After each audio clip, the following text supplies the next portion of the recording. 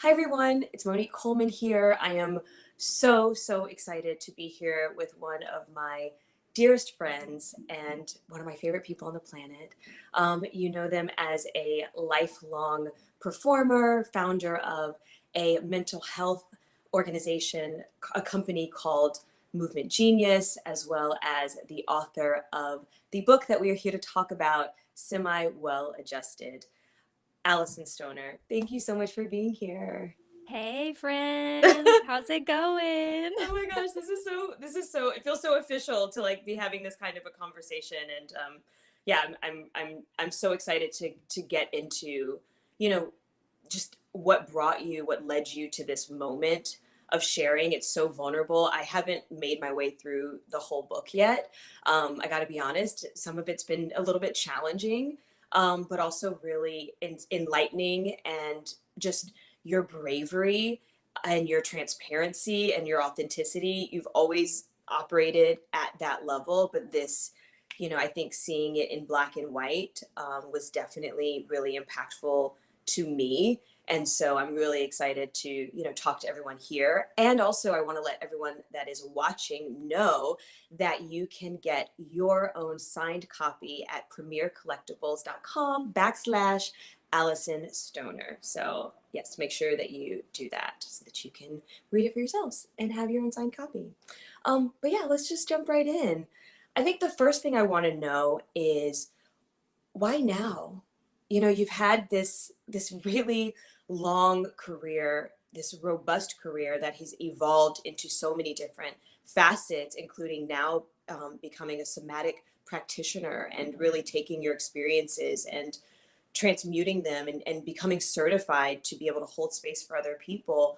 Why are you sharing your story right now in this way?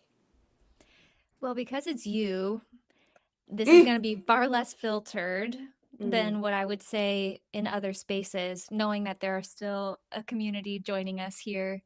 Um, the practical and professional answer to that question is I was observing all of the memoirs and documentaries coming out that sensationalize the story of child performers in a way that honestly just turns it into a very quick news cycle, but nothing changes. mm. And so I'm sick and tired of seeing my peers struggle tremendously and audiences go along for these really rough rides that impact them as well. Uh, and and yet I also recognize that because I had shifted toward the mental health field, there was a different kind of training and different kind of preparation that maybe was less common. It was harder to find within the performer community. Performers have such impressive skill sets to emote, to connect, to tell stories. And yet, not every performer is also a mental health practitioner. And Right. so I thought, okay, there's an opportunity here to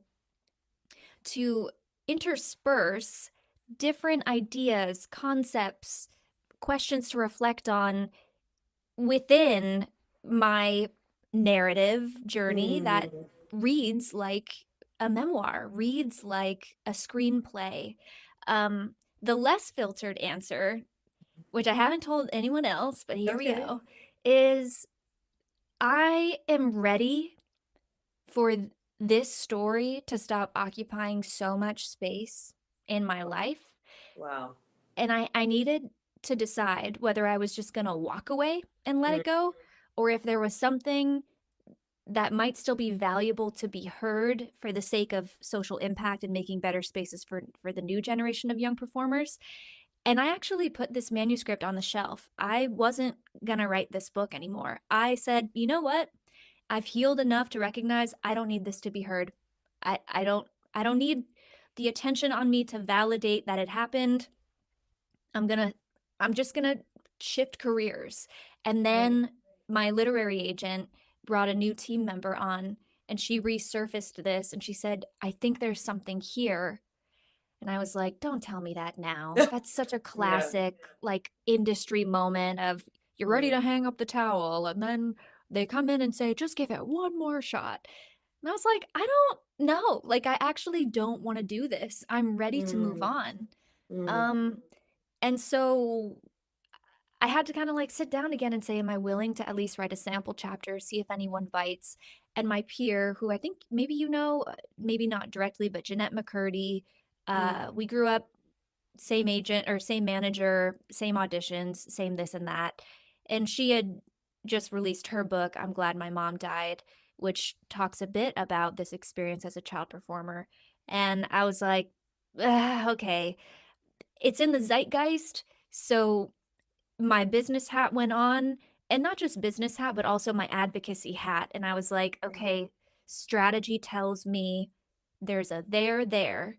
So I'm going to reopen this part of my mind and heart that I wanted to shut forever and just say, mm, okay, you know what you've wanted to say for more than a decade. You have research from 2018 that you've been collecting. Now it's time to just put it all together, let it be the statement, leave, nothing out that feels essential for people to know so that we can change this in our culture and society, and then still be ready to walk away. Like the irony is, I think people a lot of times mm. release books because they're like trying to catapult their career. And I'm like, Right, like no, no, no. reinvigorate their career, or like take that next step, Yeah, and I'm right? like, no, this might be the mic drop, and you might The not mic ever drop. hear from me again. And Yeah. how I would love that. So that was a long-winded answer, but Mm. you're gonna get the real. Yeah, no, I really appreciate the real, and you cover a lot of things with expressing your why, and I think what I'm interested in is what was your process like, so when it came down to putting pen to paper, putting finger to keys, what was that process like for you, and how did you decide what went in the book and what didn't, like where what was that sort of like emotional vetting process for Mm. you when you were making those Great decisions? question. I first have to give credit to the editor at the publishing team. She had already helped steward some other books. One of them, I think, is called Uncultured. It was about someone escaping being raised in a cult. And it Mm, infused, it was part memoir, but also part cultural expose. And so she knew this genre that we were jokingly calling memoir plus, where we're like, you come for the mm, childhood chaos, but you stay for the, you know, anthropological and right. sociological input. And so I brought on a writing supervisor in addition to the editor.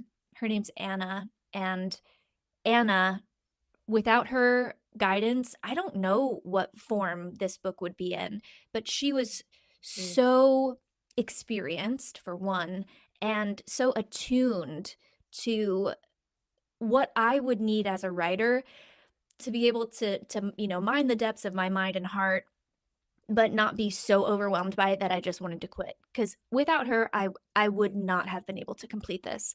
This was we've done hard things in life. We've right. experienced a lot in our lives.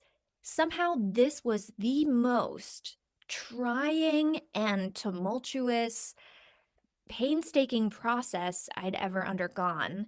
Um, and the aerial view is that I had already been collecting information into an outline for years, but a few specific Mm, things happened that threw this all sideways.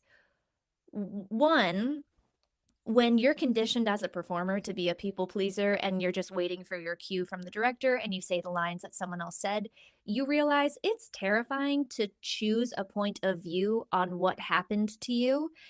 Because once you make that choice, you're going to have to connect that dot to every other part of your life story and find the through line. And you can hold your memories through a lot of different kinds of hands. And what I mean by that is I could go back and revisit my past holding everything in fear, and that's going to give me different takeaways than if I go back in the past and hold everything with love, hold everything with hope. mm, And so I realized I have a lot of decisions to make. And in addition to that, 3/4 of the way through the first draft, I uncovered completely different information about my childhood. I don't know if I ended up I think we've talked about this offline, Mm, and I had to go back and revisit the story. mm, I had to mhm, go back and fact check things. I had to go back and shift what I thought was gonna be the takeaway of the book. So, mm, this process, I'm like, I wish it on no one, but I wish the results for everyone. It has been, a means to some kind of liberation, finally being honest with yourself, but freedom still has consequences. And I'm right. still unsure about how people will respond to this level of honesty. And the last thing I'll say on this part is when you set out to be honest with yourself, LOL, the amount of defense mechanisms, self-protective, like Mm, reputation mechanisms, biases, fears, XYZ that like distort your view of things, you gotta poke and prod that same thought for many moons before you really get mm. to the crux of it, at least in my experience. So Anna, I'd submit a draft and she'd be like, "That's great if we were writing a dry research paper.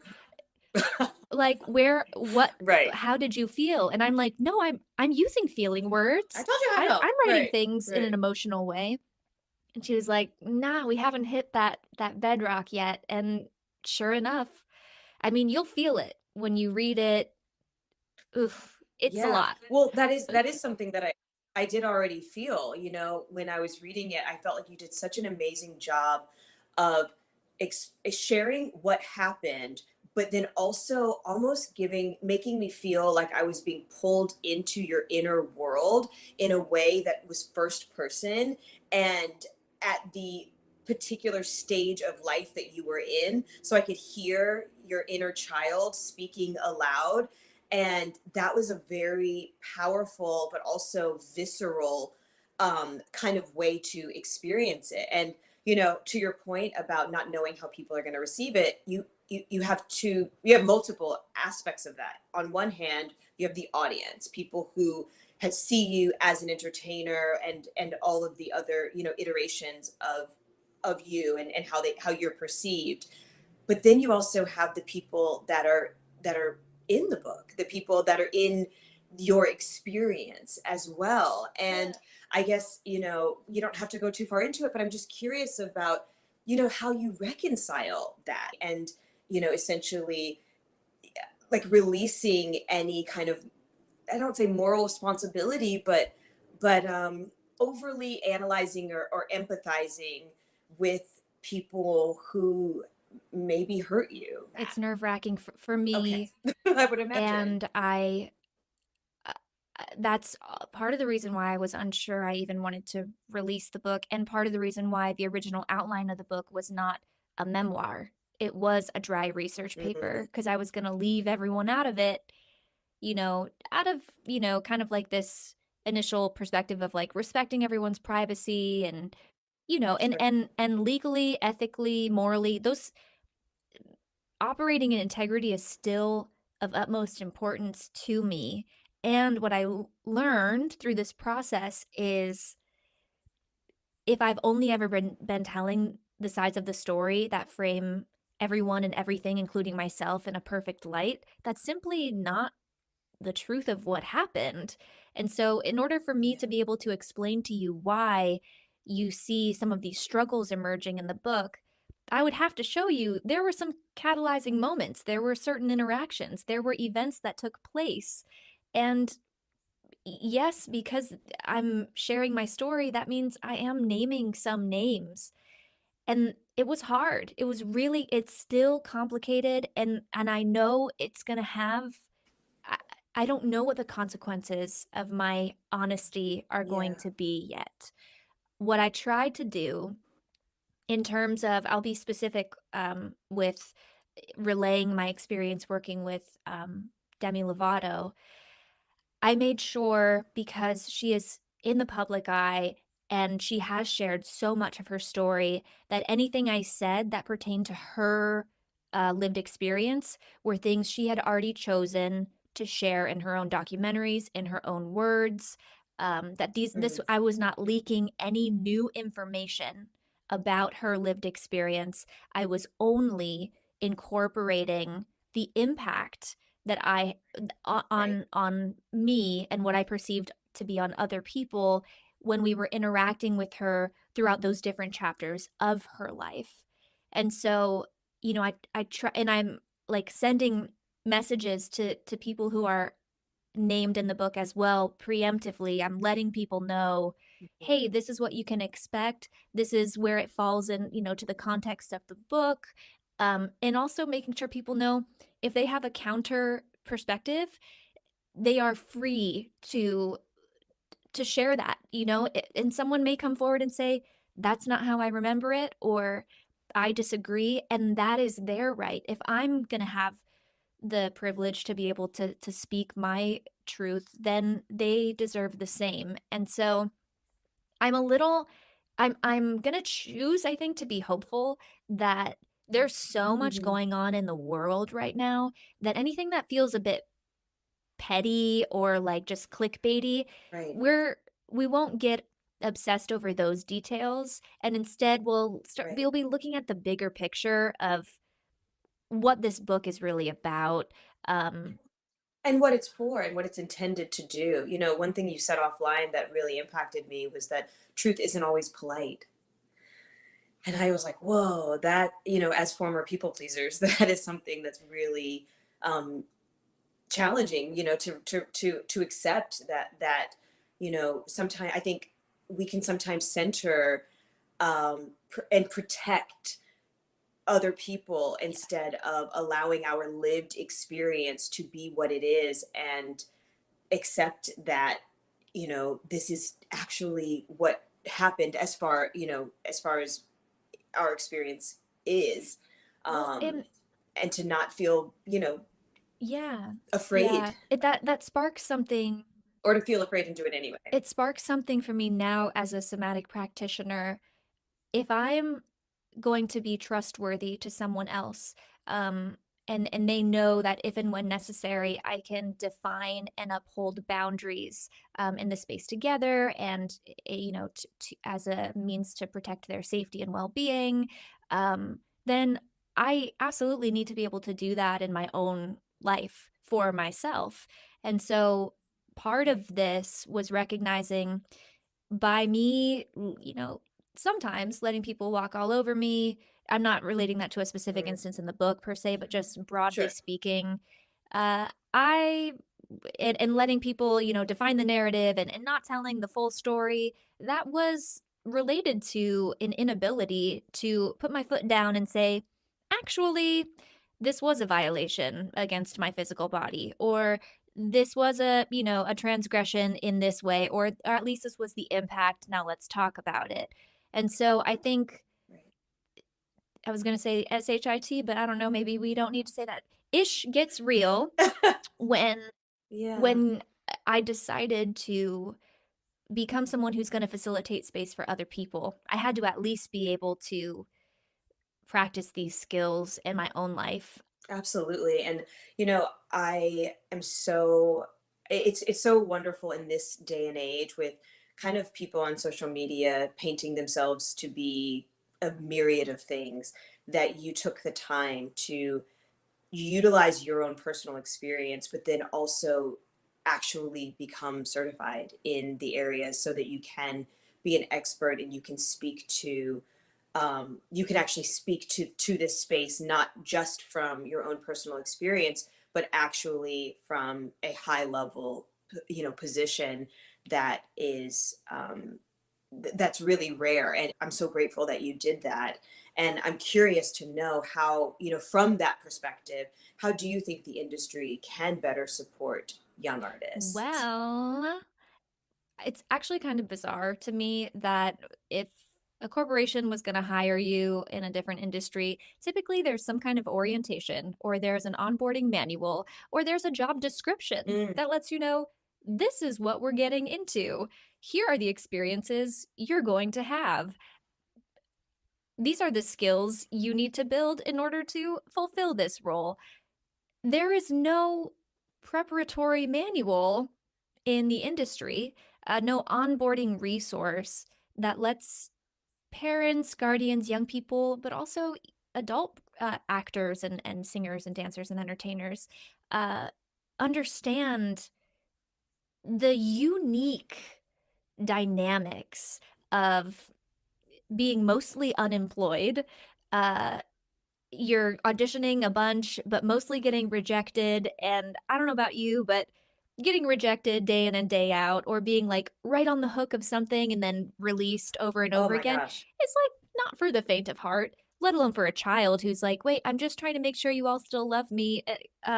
So we need an onboarding manual, which I have designed one of them that's now available. It's called Artist Wellbeing Essentials. It's a digital toolkit. There's like 50 plus videos from mental health experts, people in performance spaces, industry spaces, and it's specific activities and guided videos so that you can build skills to manage the unique experiences of being a performer. Like, have a pre Mm, and post audition ritual where you go through this technique to get into character, recognizing this is not you.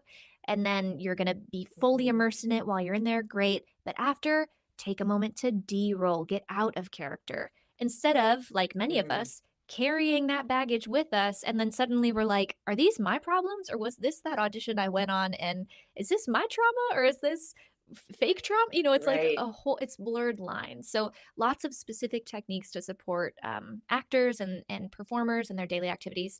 Then, if we start to look at like the micro to the macro, I think the next level is industry wide. For children on sets, we absolutely need, in addition to background checks on adults working with kids, we Mm, need basic training and best practices for any adults who are going to be interacting with minors. It's typically an adult workplace, so people think that things like, just don't curse around them is like all it takes, as opposed to concepts like bodily autonomy. If you are the audio engineer and you're about to place a mic onto a child's body and that requires them to lift a part of what they're wearing and have right. your hand on their body, and there's no conversation about basic consent, checking in for safety, Mm, da da da da da, then that is not instilling in this young child a sense of basic bodily autonomy and agency. right. And that can leave room, of course, for a lot of harm over time when people start pushing a little bit further and further and further and Mm, seeing how compliant the child will remain, not knowing this is inappropriate or potentially even abusive behavior. So we need better training for the adults. Industry protocols, I'm now also, the next certification is in mental health coordination. So that's on sets mm, and stage productions. And then zooming out even further, we're looking at legislation. And I did not ever understand the function of policy growing up. And I more and more am seeing how if we, struggle to regulate things in our communities, or if we struggle to meet these kind of safety standards, that a policy sometimes can be the thing that says, hey, if the law says so, now we at least know these people aren't going to try and mess with that yeah. because they don't want to get in trouble. So we need better policies, protections in place. In this instance, we're talking about children, but across the board in the industry and across a lot of spaces for a lot of people. Um, but for children, a basic one, of course, is like for child entertainers in digital media, there's still no protections, very very few protections for their finances. And Right. and kid influencing is an $8 billion industry. So where's that money going if it's not to the children? So we can do better. Wow. Allison, it's so like listening to you is it's wild because it feels so obvious like to hear it now, like to think about like what you were saying, when you go into a new job or new field and how there's just so many almost like booby traps that have been built into our industry that for so long we took for granted or just accepted as the norm because it was just how things were done. Like I would literally never go to a doctor and not have them explain to me what they are doing. And yet we, audition for a role, get it, and then now your whole life is different in all of these different ways, but there's wasn't any conversation about whether or not that's something that you would even want, down the line. And then there's that weird aspect of everyone looks at you and thinks that like you have the most charmed experience. And I don't know about you, but I know personally I experienced a lot of guilt when it wasn't what it was perceived to be, that my experience inside of it was not what someone wanted to project onto me. And now I feel trapped inside, like my dream has now become a nightmare. And I don't even know some of the psychological and emotional implications of the experiences that I'm having that can be lifelong and incredibly detrimental and very, very, very public. So I think what you're doing and what you and your team and are doing in terms of just peeling back and creating almost these guardrails essentially, and that don't diminish the artistry but actually create boundaries that can elicit even more creativity while protecting the person behind the artist. That is so needed, and I'm so grateful. That was so well articulated. Oh. Maybe we should co-author the next book.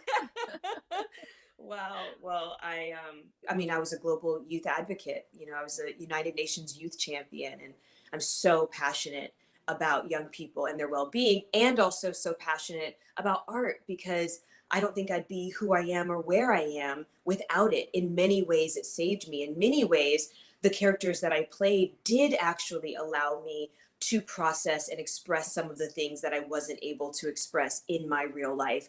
However, I had to have, a lot of therapy to distinguish that, my love, you still don't know how to talk to people just because you know how to portray someone who knows how to talk to people. That's not the same thing, you know? Um, and so, being able to dissect those different things, and artists and entertainment is one of the most, for better or worse, influential mediums on the planet. It is so impactful globally. So it's really important that we are protecting and giving the tools that are needed in order to be able to do that sustainably. We are, running out of time, so I just want to ask a couple of more questions. One of which you shared this from the industry perspective of like what can the industry do, but I'm just curious if you have any advice specific to young people that are within the industry and or their parents. If there's just anything that comes to mind that you would want to share, advice or just your thoughts. So, if we're talking specifically about the industry, I find myself quickly going to the question, why why are you drawn to the commercialization of the passion? Mm, And if it's simply because you were unsure that there were other ways to support your young one's dream of performing, we can let you know, hey, there's community theater. You can also still make YouTube videos, but maybe you just send them to your friends and or they're on private and only family watch. My question is, if you're drawn to the quote unquote spotlight of it all, what's there for you? But also if it's something like, no, I want to inspire people and the only way I know how to do that is to have a microphone. Well, that's beautiful, but now the next step of that is, do we know exactly what we're getting into or not? And so right. you just want to research before you make a move, slow down, pump the brakes, and learn about the risks and opportunities, Mm, and just be really conscientious about every decision. And from a developmental standpoint, of course, we want to provide opportunities for our young ones to try new things and pursue their passions. But what they need to lean on us for is being able to say, okay, we want to give you some challenging experiences, but we don't want to be so extreme that you never have a chance to recover. And now Right. you've got all of these like maladaptive coping strategies emerging, and the perfectionism, and perhaps an eating disorder, and all of these other stuff. These Right. things coming, expressing themselves as a bit of a cry for like, whoa, this is all too much. And so, yeah, I would say, you know, look at the overall development and holistic human that Yeah. is in front of you, and remember that every domain is important to tend to, education, socialization, yes, financial opportunities can come from this, but like there are mental well-being, spiritual well-being, all of the dimensions of who they are. Make sure that if you're going to make a decision that gives one of those dimensions like all the attention, that you're not neglecting the others, or at least, factoring them into the game plan. So, yeah, these are whole humans. We are Yeah. whole human beings. And of I course, I love have a that. Okay. bajillion other things, but, you can read Yeah, the book for some ideas. absolutely. And I think that was a beautiful explanation. We growing up, there was so much mystery around entertainment. Yeah, and I love, I think the word here is like we're doing a whole lot of demystifying. Yes, This is a book of exactly. demystification. Yeah. And that's what I'd love to end on is, what would you like for people to walk away? What is the message that you want people to walk away from your memoir? Well, the message is far more than my story. You'll learn plenty about me. I'm actually Mm. more interested in you and Mm. how this applies to your healing path, to how you make sense of the world around you, and specifically the title, Semi Well Adjusted, despite literally everything, um, Yeah. uh, is a nod to the fact that we are in a system, in a society that is pretty dysfunctional in many ways. A question I want to leave you with is, what does it mean to be well adjusted if the society itself is dysfunctional? Ooh. I think if we can challenge our notions of or the pressures to be well adjusted people, and just look more plainly, demystify as much as you can in your life. um, we've all been indoctrinated with lots of ideas, lots of beliefs. And we really, I think, from my limited, singular point of view here, I think it could make a wild difference for us to deconstruct all that's influenced our perception of our story, of ourselves, of others, the world, and really, really, really like return home to a core space and a broader awareness that like what we see in front of us is not the full story. Right. How you've defined yourself so far is not the full story. Time to graduate. Like Yeah. this is graduation. Read the book, graduate. Now Yeah. reimagine the world. Does that make sense? It makes so much sense. Alyson, this has been such an honor to have this conversation with you. I'm so like just moved. I keep having this aversion to the word proud because I'm proud of you for like completing this and seeing it all the way through, whilst also being just like wildly inspired and aware of the whole of what it means to like you were saying earlier, that freedom has consequences. And so I am, you know soliciting those that do read this book to read it, like you were saying, from the perspective of how their lives are the similarities and the things that they can take away, and not just read it or digest it as something sensational, because I do know deeply that that is not your intention, and that, even if something may come off a certain way, it was from the experience of that exact moment. And if each of us had our, deepest moments captured, that there's a certain level of vulnerability that we would feel inside of that. So my hope is that when people read this, that they get to know, more of you and your story and your journey, but that they do genuinely come to a place of cultivating deeper compassion for themselves, and also sort of divest from treating people that are in the spotlight like products instead of people. And I hope that the industry is able to treat them like people instead of something to just profit off of. And Mm, the work that you're mm. doing, that you've done on screen, and the work that you're doing off screen is, yeah, I know that it is going to have immeasurable impact for generations to come. And so, for those of you that are watching right now, I just want to remind you that you can get your signed copy of Semi Well Adjusted Despite Literally Everything at premiercollectibles.com/Alyson Stoner. Alyson, I love you so much. I wish I could hug you right now. You're the best. Thank you. You are so excellent in every way, shape, and form.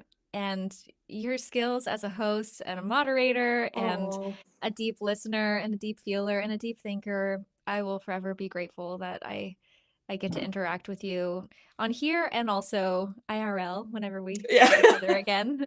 So Absolutely. thank you for this. You added so much. And yes, we're here talking about the book, but also if you don't follow Monique and if you don't know, Monique is an incredible speaker, advocate, performer, and you can follow her. Is it at Underscore Monique underscore Coleman on Instagram. Yeah. Monique Thank you. Coleman? And she's going to be bringing some goods to you and the world very soon. So keep an eye out. I am. I've got my own book, but we talk about later That's another right. time. Yes. Okay.